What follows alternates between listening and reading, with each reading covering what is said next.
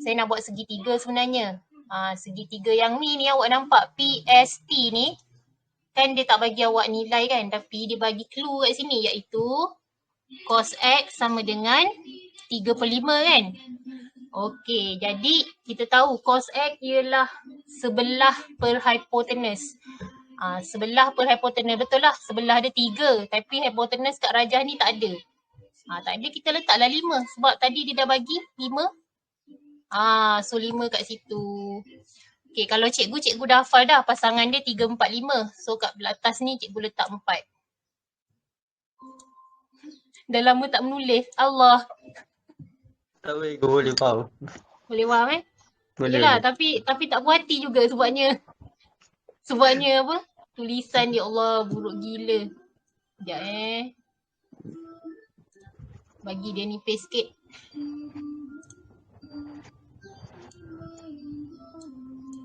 Okey, dapat pun buat 4. Okey, 3, 4, 5 ataupun awak guna teorem Pythagoras lah, ingat kan teorem Pythagoras. Okey, dapat dah 3, 4, 5 tu. Okey, lepas tu dia nak tangent Y. Nak tangent Y, tapi tangent Y ni kat luar tau, kat luar segitiga. So automatik kita tahulah ni mesti tajuk trigonometri yang kita belajar tu. Sekejap dia mesti nak sengit juga. Sekejap. Kalau tangent Y ni, maknanya saya buat, dia tak jadi garis. Sekejap mana pembaris? Mana pembaris? Dia tak apa. Tak apalah, tak jadi garis ni. Tapi saya nak buat segi 4 ni sebenarnya ni. Macam ni. Tangent ni positif dekat sukuan pertama. Negatif sukuan kedua. Sukuan ketiga dia positif. Sukuan keempat dia negatif. Yang ni untuk tangent. Kalau cos sebelah kanan ni semua positif. Sebelah kiri ni semua negatif. Kalau sin atas semua positif, bawah semua negatif. Tapi ada orang dia tak hafal macam cikgu lah. Dia hafal, okey, sukuan pertama semua positif. Sukuan kedua apa je yang positif. Sukuan ketiga apa je yang positif kan. Macam nota dekat buku hitam awak tu lah, modul PK 21. Okey, ni tangent Okey, sekarang ni sebab Y ni kalau awak tengok dia sudut cakah ni. Dia lebih 90 kan. Dia lebih 90, jadi automatik bila cikgu lukis dekat segi 4 ni. Ni Y dia.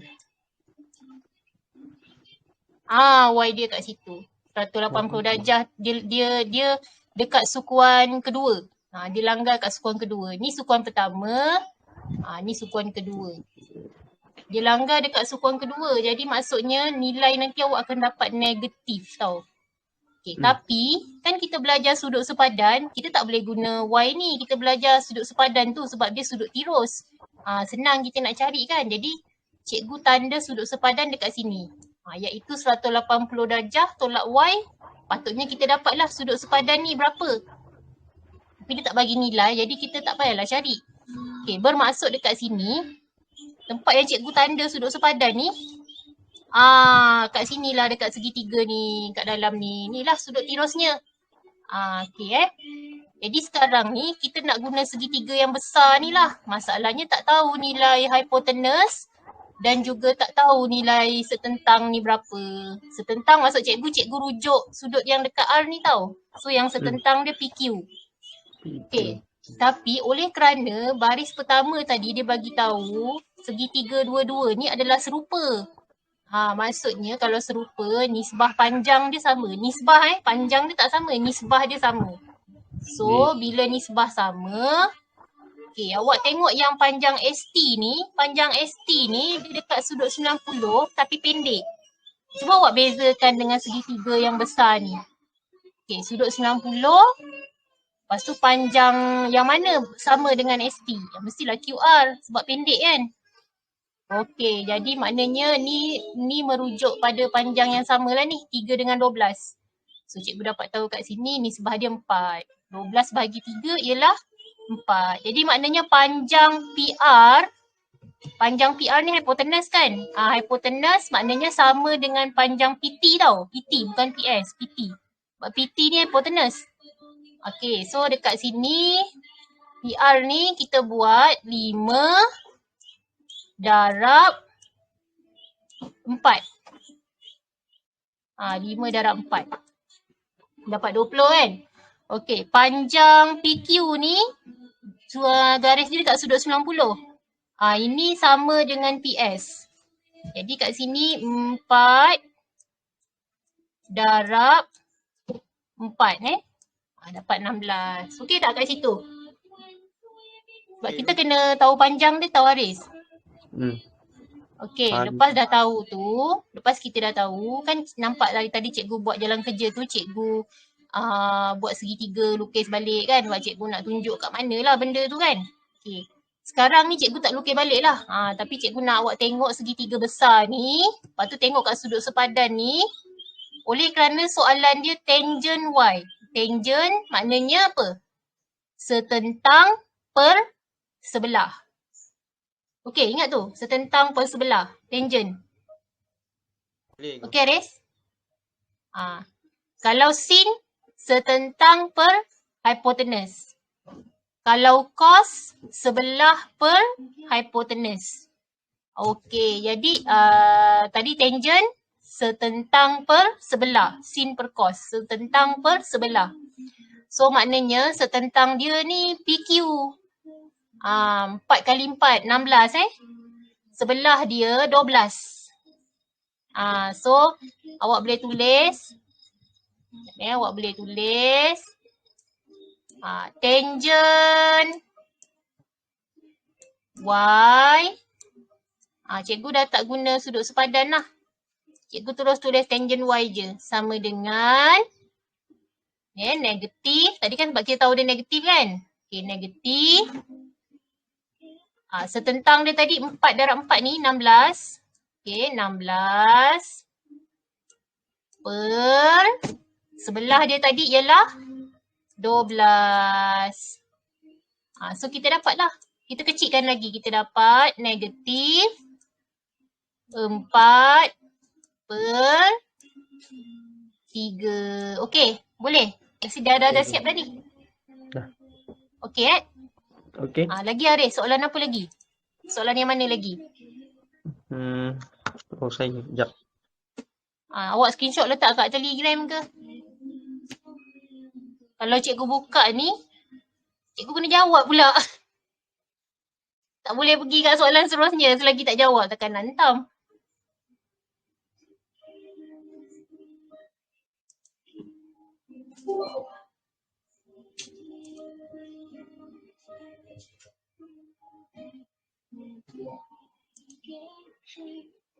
Okey. Cikgu dah dapat. Awak bagi. Okey, soalan apa ni? Okey, jap cikgu letak dekat Word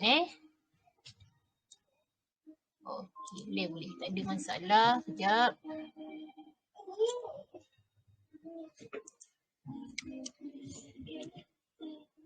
Okey, ni soalannya Raja menunjukkan sebuah pentagon sekata JKLMN dan sebuah segitiga sama sisi LUV. Okey. Diberi JUK ialah garis lurus. Raja menunjukkan sebuah pentagon sekata JKLMN. Okey, kalau sekata, lepas tu dia 5 sisi. Okey. Dan segitiga sama sisi. Okey, cikgu faham. Okey, sekarang ni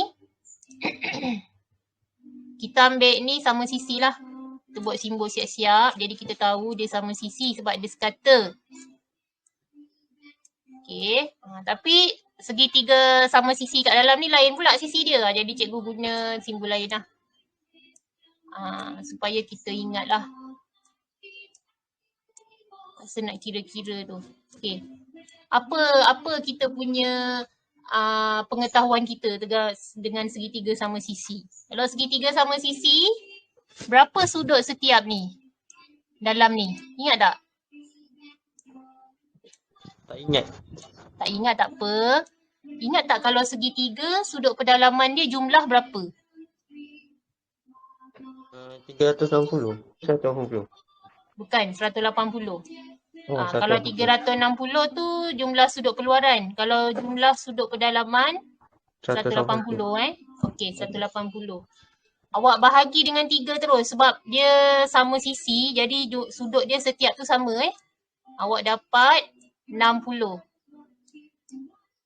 Okey, so kat sini 60 lah ni. Dekat U 60, dekat V 60, dekat L 60. Okey, cikgu letak 60 tu dekat L. Sebab dekat L tu ada huruf Q dengan 31 darjah. Okey, sekarang ni kita nak tahu pula sudut pedalaman setiap dekat dalam pentagon ni berapa. Kalau tak ingat tak apa, kita guna formula ni. Formula ni sebenarnya diberi tak silap saya dalam rumus kertas 1 N tolak 2 Darab 180. Betul, darab 180. N tu ialah bilangan sisi. Okey. Ni nak cari hasil tambah sudut pedalaman. Belum sudut pedalaman setiap ni berapa Okey, 5 tolak 2, 3. 3 darab 180 ialah 540 kalau tak silap saya. Cuba kira sebelum cikgu ni. Betul. Saya rasa betul 540 Betul. Okey, so bila cikgu nak tahu setiap ni berapa, setiap sudut dekat J, dekat L, dekat K, semua ni berapa, kita bahagi dengan bilangan sisi dia. 540 sebab dia sekata tau. Jadi semua sama sudut dia. 540 bahagi 5 kita dapat 108. betul, 108. Okey, sekarang kita dah tahu setiap ni 108. Jadi P dekat atas ni 108. Dekat Q ni berapa? Senang je nak cari. 108 tolak 31 tolak 60. Cuba kira. Dapat 89. 89. Q 89. P 108. Tinggal tambah je lah. 108 tambah 89. Ada jawapan? 197.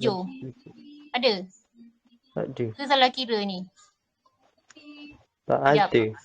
Tak ada, kejap. Kita kira, kita tengok ni. Sebab dia nak tambah P tambah Q. 108 tambah 89. 197 tak ada. Okey, kejap. Apa yang kita silap ni? 100, kita kira semula. 108. Kalau tak dapat ni memang, saya yakin ni jawapan dia ni senang je ni. Mendengar rendah punya. Kalau tak ada jawapan tu memang salah ni lah. Salah orang buat jawapan ni lah. 108 tolak 31 tolak 60. Betul tadi 89. Kira lagi sekali. 180. Sekejap. 108 tolak 31 tolak 60. 108. Saya tolak 180. Alah. 108 sebab sudut dia jumlah kat sini 108. 17. 17.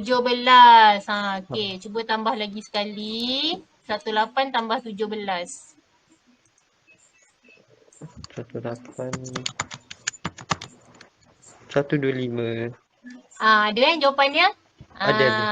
Iaitu 108 tadi tambah 17. Sebab cikgu record benda ni. Cikgu kena buat. Okey, 108 tambah 17 kita dapat 125. Soalan ni memang keluar tau. Kalau AKBSM dulu kertas 1 memang wajib keluar lah soalan poligon ni macam ni. Ni awak kena study elok-elok ni. Kertas 1 semua kan. Ni senang. Okey, lagi? Soalan apa lagi?